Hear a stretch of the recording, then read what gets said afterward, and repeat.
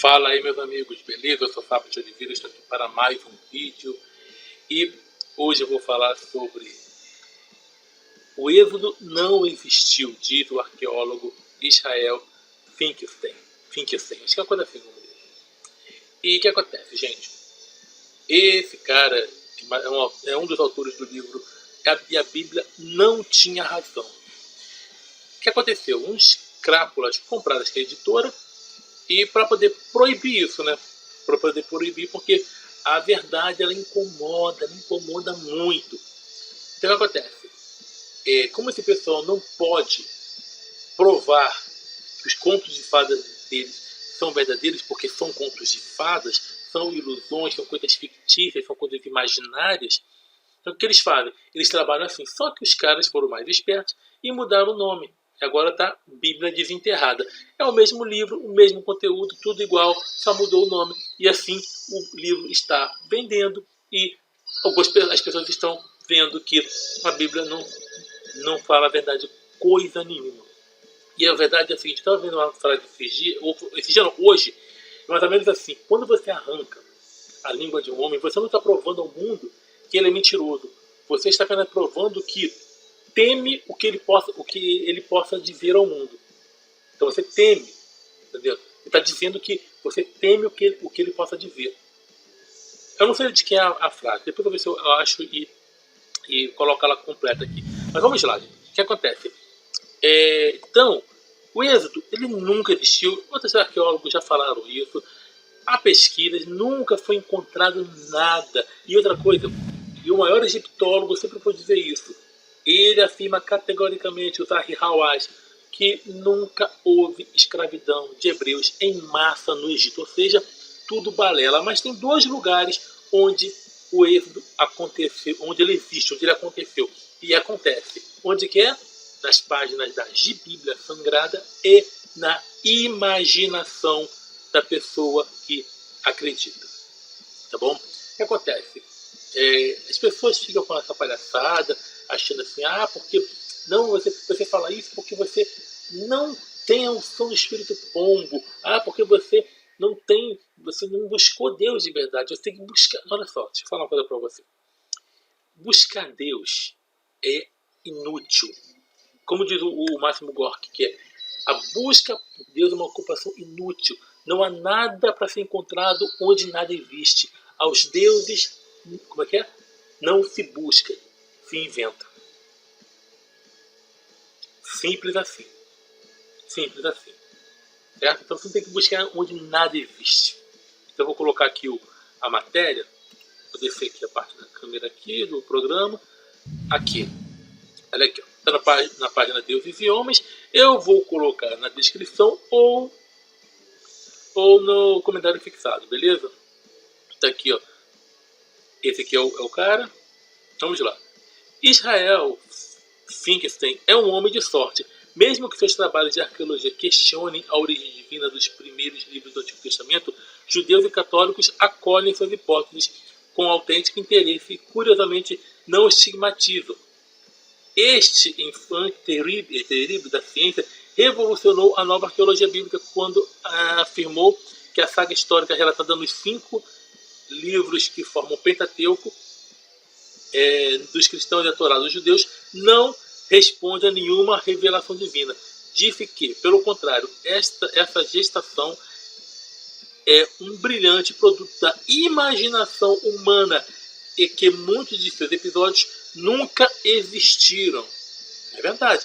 E a palavra Pentateuco, para quem quiser saber, significa 5 escritos ou 5 livros, tá bom? Em grego. Vamos lá. O Pentateuco é uma genial reconstrução literária e política da gênese do povo judeu. Realizada 1500 anos depois do que sempre acreditamos, afirma Finkelstein, de 57 anos, diretor do Instituto de Arqueologia da Universidade de Tel Aviv. Acrescenta que esses textos bíblicos são uma compilação iniciada durante a monarquia de Josias, rei de Judá no século 7 antes da Era Comum. Naquela época, esse reino israelita do sul começou a emergir como uma potência regional em uma época em que Israel, reino israelita do norte, tinha caído sob o controle do Império Assírio. O objetivo principal dessa obra era a criação de uma nação unificada que pudesse basear-se em uma nova religião. O projeto que marcou o nascimento da ideia monoteísta era formar um só povo judeu, guiado por um só Deus, governado por um só rei, com uma só capital, Jerusalém, e um só templo, o de Salomão. Lembrando que eu já falei aqui, já mostrei no meu canal que não existia apenas um templo, existia outro templo em Israel. Lembrando que a Bíblia ela mente o tempo todo. Tá bom? Existia um outro. Aí falava que só existia um templo, mas eles encontraram outro templo. Não vem reclamar comigo, vai brigar com os arqueólogos que encontraram. Em suas obras, que têm marcado as novas gerações da Escola de Arqueologia Bíblica, Finkelstein estabelece uma coerência entre os 5 livros do Pentateuco: Gênesis, Êxodo, Levítico, Número e Deuteronômio. Estabelece uma coerência entre os 5 livros do Pentateuco. Aí está aqui o nome. Os séculos nos trouxeram estes episódios, relatam a criação do homem, a vida do patriarca Abraão e sua família fundadora da nação judaica, o êxodo do Egito à instalação na Terra Prometida e a época dos reis. De acordo com Finkelstein, essas histórias foram embelezadas para servir ao projeto do rei Josias de reconciliar os 2 reinos israelitas, Israel e Judá, e impor-se como os grandes impérios regionais. A Síria vai impor-se contra os grandes impérios regionais, a Síria, Egito e Mesopotâmia. O arqueólogo recebeu lá na Sion, na Universidade de Tel Aviv, porque foi a entrevista que fizeram com ele. Vamos ler aqui. Pode ser um pouquinho demorado esse vídeo, mas vale a pena. Durante mais de 20 séculos, os homens creram que Deus tinha ditado as escrituras a certo número de sábios, profetas e grandes sacerdotes israelitas. Aí ele responde aqui, ó. Assim para as autoridades religiosas judaicas e cristãs, Moisés era o autor do Pentateuco. Segundo o Deuteronômio, o profeta escreveu pouco antes da sua morte no Monte Nebo. Os livros de Josué, dos Juízes e de Samuel eram arquivos sagrados, obtidos e conservados pelo profeta Samuel no santuário de Silo. Os livros de Reis vinham da pena do profeta Jeremias.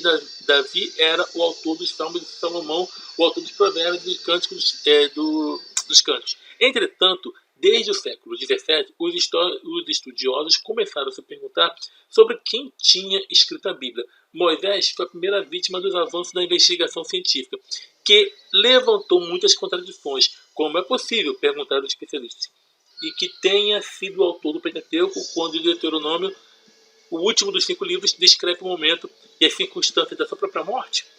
Ele termina perguntando aqui, né? Como é que ele ia escrever a sua própria morte? Aí vem aquele animalzinho para dizer, não, é porque ele foi Josué, balela. E sendo que a divergência nos textos, que existe as fontes javista, eloísta, sacerdotal e deuteronomista. São esse grupo de autores que escreveram, porque não há coerência no texto, certo? Então, não foi uma pessoa que escreveu o Pentateuco, foram várias. Então, isso aqui já joga por terra, que essas pessoas nunca escreveram nada. Ela nasceu, pergunta para ele assim, ó, o entrevistador. Você afirma que o Pentateuco foi escrito em uma idade muito mais recente. Aí ele responde, aqui, ó. A arqueologia moderna nos permite assegurar que o núcleo histórico do Pentateuco e da história deuteronômica foi composto durante o século 7 a.C. Que ele fala assim, eu gosto de falar antes da Era Comum. O Pentateuco foi uma criação da monarquia tardia do reino de Judá, destinada a propagar a ideologia e as necessidades desse reino. Eu já falei isso no canal também, sobre que o Deuteronômio, ó. O Pentateuco ele foi recente, não é tão antigo quanto pensam, não, que falam que foi escrito 1500, nada antes da Era Comum. Conversa. Eu creio que a história deuteronômica foi compilada durante o reino de Josias, a fim de servir de fundamento ideológico às ambições políticas e reformas religiosas particulares. Certo? E outra coisa, eu lembro que eu li agora há pouco que ele falou que eles estavam criando uma outra religião, um só Deus, porque eles começaram como politeístas, como pagãos, veio do paganismo. O monoteísmo é bem novo, embora o judaísmo seja uma religião um pouco antiga, depois vem o cristianismo, mas frente às outras, são bem novas. O monoteísmo surgiu há pouco tempo e foi plagiado. plagiado do Egito e do zoroastrismo. Então não tem nada de original. Nada na Bíblia é original, gente. Nada. Outra pergunta que foi feita aqui para ele. Vocês estão vendo que eu estou mostrando na tela aqui para vocês. Segundo a Bíblia, primeiro foi a viagem do patriarca Abraão da Mesopotâmia a Canaã. O relato bíblico abunda em informações cronológicas precisas. Israel, é verdade. A Bíblia fornece em quantidade de informações que deveria permitir saber quando viveram os patriarcas. Nesse relato, a história do começo de Israel se desenvolve em sequências bem ordenadas. Os patriarcas, o Êxodo, a travessia do deserto, a conquista de Canaã, o reino dos juízes e o estabelecimento da monarquia. Fazendo cálculos, Abraão deveria ter partido para Canaã uns 2100 anos antes de Cristo. Lembrando que está pegando as informações no livro descritas ali, partindo da narrativa de que aquele fosse verdade. Ele não está afirmando que Abraão realmente existiu, não. Certo, gente? Vamos lá. Aí aqui, e não é assim? Agora a pergunta, e não é assim? Olha que ele responde, ó, não. Em 2 séculos de investigação científica, a busca pelos patriarcas nunca deu resultados positivos. Que decepção, hein? Nossa, Abraão, pai da fé, cadê? Um psicopata, né? E ali na história ele ouve a divindade mandando matar o filho dele. Isso quando acontece na vida real mesmo, pessoas escutam vozes mandando matar alguém, logo essa pessoa termina ou em uma clínica psíquica, ou internada no hospital psiquiátrico, ou presa, né? Porque isso aí é maluquice ou gente psicopata mesmo. Olha só, em 2 séculos de investigação científica, nada de fé, porque a realidade ela massacra a fé, certo? E outra coisa, conhecimento mata os deuses. Acabou, certo? Vamos lá. Então, a suposta migração para o oeste de tribos provenientes da Mesopotâmia com destino a Canaã, se revelou ilusória. A arqueologia conseguiu provar que nessa época não se produziu nenhum movimento massivo da população. Eita! O texto bíblico dá indícios que permitem precisar o momento da composição final do livro dos patriarcas. Por exemplo, a história dos patriarcas está cheia de camelos. No entanto, a arqueologia revela que o dromedário foi domesticado somente quando acabava o 2º milênio anterior à era cristã e que começou a ser usado como animal de carga no Oriente Médio muito tempo depois do ano 1000 antes da Era Comum. Caramba, hein? Mais uma vez, outra bola fora. Gente, isso aqui é uma paulada nas ilusões, gente. Vamos lá. A história de José diz que a caravana de camelos transportava goma, tracanto, bálsamo e láudano. Essa descrição corresponde ao comércio realizado pelos mercadores árabes sob o controle do Império Assírio nos séculos 8 e 7 antes da Era Comum. Outro fato anacrônico é a primeira aparição dos filisteus no relato. Quando Isaac encontra Abimeleque, rei dos filisteus, esses filisteus, grupo migratório proveniente do Mar Egeu ou da Ásia Menor, se estabeleceram na planície costeira de Canaã a partir de 1200, antes da Era Comum. Este e outros detalhes mostram que esses textos foram escritos entre o século 8 e 7. Foi o que eu falei uma vez, só que eu não falei esses detalhes aqui. Foi escrito entre o século 8 e 7, Pentateuco. Nada de 1500. Esquece. Aqui, ó, o heroísmo de Moisés, frente à tirania do faraó, as 10 pragas do Egito e o êxodo massivo de israelitas para Canaã são alguns dos episódios mais dramáticos da Bíblia. Isso também é lenda? Aí ele responde, ó, segundo a Bíblia, os descendentes do patriarca Jacó permaneceram 430 anos no Egito antes de iniciar o êxodo para a terra prometida, guiados por Moisés, a meados do século XV antes da Era Comum. Outra possibilidade é que essa viagem tenha ocorrido séculos depois. Os textos sagrados afirmam que 600 mil hebreus cruzaram o Mar Vermelho e que erraram durante 40 anos pelo deserto antes de chegar ao Monte Sinai, onde Moisés selou a aliança de seu povo com Deus. No entanto, os arquivos egípcios, que registram todos os acontecimentos administrativos do reino faraônico, não registram nenhum rastro de uma presença judaica durante mais de 4 séculos em seu território. Também não existiam nessas datas muitos locais mencionados no relato. A cidade de Piton-Ramsés, que teriam sido construídas pelos hebreus escravos antes de partir, não existiam no século XV antes da Era Comum. Olha aí, caramba, hein? Mais uma mentira jogada por terra. O êxodo, desde o ponto de vista científico, não resiste a qualquer análise. Como eu falei, do ponto de vista científico, não vai resistir. Por quê? Porque é lenda. É lenda. Aí a pergunta, por quê? Porque desde o século XVI, antes da Era Comum, o Egito havia construído em toda a região uma série de fortes militares perfeitamente administrados e equipados. Nada desde o litoral oriental do Nilo até o mais distante dos povos de Canaã escapava ao seu controle. Quase 2 milhões de israelitas que tivessem fugido pelo deserto durante 40 anos deveriam ter chamado a atenção dessas tropas. No entanto, nenhuma estela da época faz referência a essa gente. Tampouco existiram as grandes batalhas mencionadas nos textos sagrados. A orgulhosa Jericó, cujos muros se desmancharam com o soar das trombetas dos hebreus, não passava de um pobre casário. Tampouco existiam outros lugares célebres como Berseba ou Edom.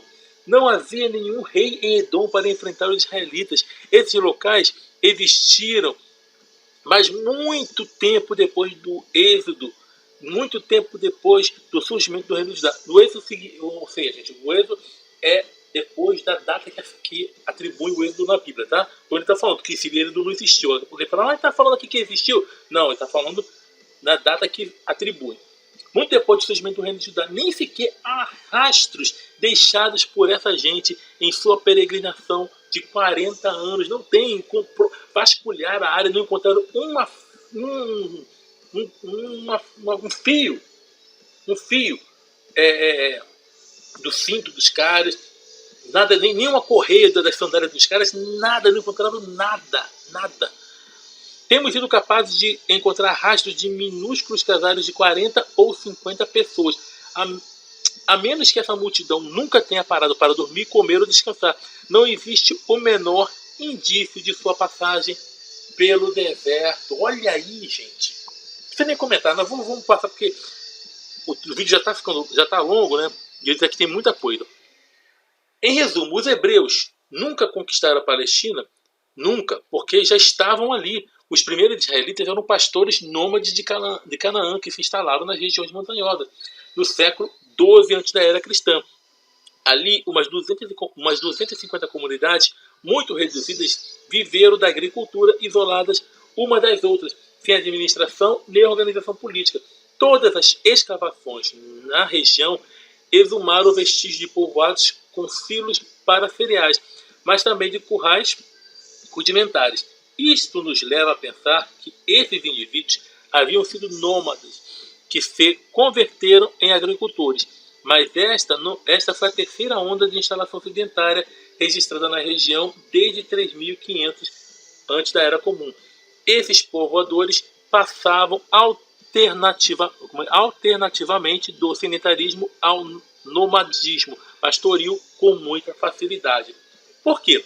Esse tipo de flutuação era muito frequente no Oriente Médio. Os povos autóctones sempre souberam operar uma rápida transição da atividade agrícola a pastoril, em função das condições políticas, econômicas ou climáticas. Neste caso, em épocas de nomadismo, estes grupos intercambiavam a carne de suas manadas com cereais com as ricas cidades cananeias do litoral. Mas quando estas eram vítimas de invasões, crises econômicas ou secas, esses pastores se viam forçados a procurar os grãos necessários para a sua subsistência e se instalavam para cultivar nas colinas. Esse processo é o oposto do que relata a Bíblia. O surgimento de Israel foi resultado não a causa do colapso da cultura cananeia. Aí a outra pergunta aqui. Mas então, se esses primeiros israelitas eram também originários de Canaã, como identificá-los? Os povos dispõem de todo tipo de meios para afirmar sua etnicidade, a língua, a religião, a indumentária, os ritos funerários. os tabus alimentares, e neste caso a cultura material não apresenta nenhum indício revelador quanto aos dialetos, ritos religiosos, formas de vestir ou de enterrar os mortos. Mas há um detalhe muito interessante sobre seus costumes alimentares. Nunca em nenhum povoado israelita foram encontrados ossos de porco. Nessa época, os primeiros israelitas eram o único povo dessa região que não comia porco. E qual é a razão? Aí não sabemos. Talvez os proto-israelitas tenham deixado de comer porco porque seus adversários o fizessem profusão e eles queriam ser diferentes. O monoteísmo, os relatos do Êxodo e a aliança estabelecida pelos hebreus com Deus fizeram sua aparição muito mais tarde na história, 500 anos depois, quando os judeus atuais observam essa proibição. Não fazem mais que perpetuar a prática mais antiga da cultura desse povo verificada pela arqueologia. Aqui, ó, lá nasceu uma pergunta aqui para ele. No século X, antes da Era Comum, as tribos de Israel formaram uma monarquia unificada. O reino de Judá, sob a égide do rei Davi, Davi e seu filho Salomão serviram de modelo às monarquias do Ocidente. Tampouco eles foram o que sempre se acreditou. Nem mesmo neste caso a arqueologia tem sido capaz de encontrar provas do império que nos relata a Bíblia. Nem nos arquivos egípcios, nem no subsolo palestino. Davi, sucessor do primeiro rei Saul, provavelmente existiu. Olha, provavelmente existiu. Lembrando que, se tiver uma prova, alguns falam que existiu, né? Se existiu algum Davi, pode ter sido de uma coisa. Foi apenas um ser humano e que não venceu gigante nenhum. Certo? Foi apenas um ser humano normal. Certo? E lembrando que há personagens da Bíblia que existiram, como Nabucodonosor, como Herodes, como Pilatos. As pessoas existiram. Isso prova algum sobrenatural? Claro que não.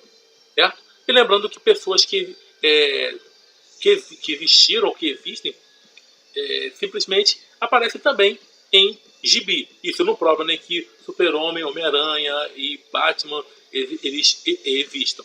Certo? Por exemplo, Capitão América aparece o Hitler. Acho que na revista do Super-Homem aparece o Barack Obama. Barack Obama existe, mas logo Super-Homem existe? Claro que não. Então, a mesma coisa aqui. Ó. Há personagens que existiram realmente.